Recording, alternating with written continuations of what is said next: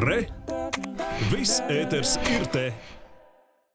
Latvijas neatkarības atjaunošanas dienu, jeb tā dēvētos Baltā galdauta svētkus aizvadītajā nedēļas nogalē plaši svinēja ne tikai Latvijā, bet arī ārzemēs.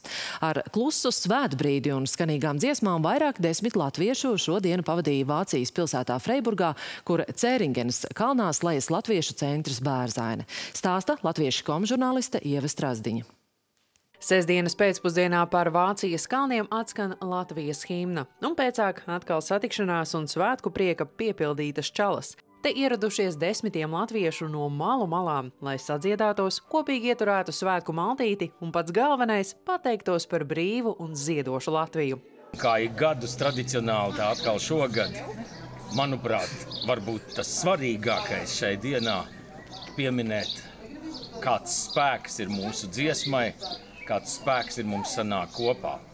Pasākums tika atklāts ar svētbrīdi, kuru vadīja latviešu draugu mācītājs Rolands Eimanis, un sanākušos uzrunāja arī Bērzaines saimnieki Inese un Āris Aveni. Šodien ir, protams, īpaša diena, jo mēs cienam māti, mēs cienam Latviju. Mums tā ir labi dzīvot, cienot to, kas ir svēts. Svētkos Bērzaini apmeklēja un tur muzicēja arī Dobeles sieviešu koris Vizma un pūtēja orķestris Dobele. Šādi svētki kopā ar Vācijas latviešiem, ar tautiešiem, kam mūsu valsts ir sirdī tāpat. Es esmu skolotāja, vienmēr strādāju ar jauniešiem un saku, dzīvo tā, lai tava dzīve ir notikums.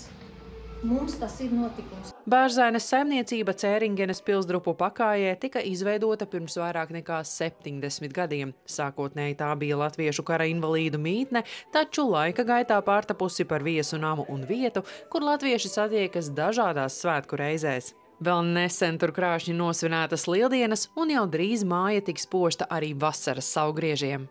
Bet šodien Latvijas deklarācijas atjaunošanas dienā es vēlētos, lai Latvijā cilvēki būtu laimīgi, lai mēs būtu ārzemēs laimīgi un lai mēs visi kopā ticētu, ka Latvijai būs saules mūžs un tie nebūtu tukši vārdi, lai mūsu valoda, lai mūsu tauta, lai mūsu kultūra dzīvo mūžīgi mūžos un lai tādi cilvēki ir, kas to no sirds dara, nevien algas darbu, bet arī brīvprātīgo darbu.